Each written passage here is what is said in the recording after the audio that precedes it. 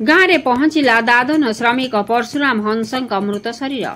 कांद बोबाड़ी रे फाटी पड़ुछि गाँ दांड छाती पिटी कांदुची स्त्री झुरी हेउछंती दुई नाबालक बालिका काहेकि ना दादन होई गुआ जाइथिबा बापा और दुनिया रे नाही पुणी सामना को आसिला दादन श्रमिकंक छाती थरा चित्र गत किछि मास मध्यरे कलाहांडी गोलामुंडा ब्लॉक रे अनेक श्रमिक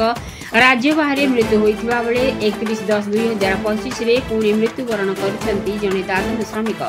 मृत्यु दादन श्रमिक जनक मानझरी पंचायत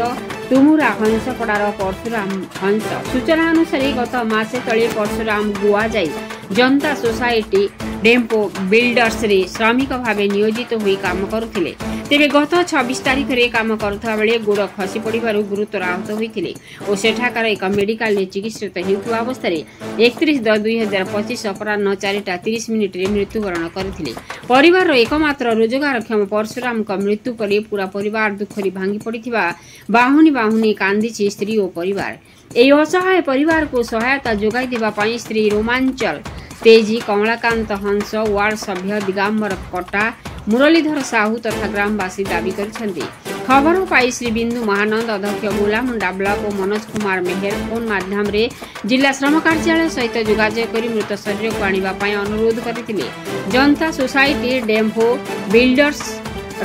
मर शरीर रायपुर पर्यंत उड़ाजहाज रे पठई रायपुर रु तुमुरा पर्यंत आम्बुलांस घर को पठैथिले आज अपराह्न 3:30 रे मृतदेह गाँव रे पहुंचवा परे गाँ श्मशान रे अंतिम संस्कार करा जायतिला विष्णुचरण स्वाई का रिपोर्ट मसिया न्यूज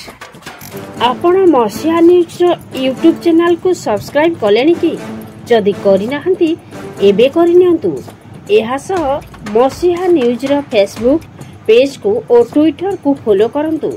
तासह मसिया न्यूज रो ऐप आसी गलानी निज मोबाइल रो प्ले स्टोर रो डाउनलोड कर नियंतु जय जगन्नाथ।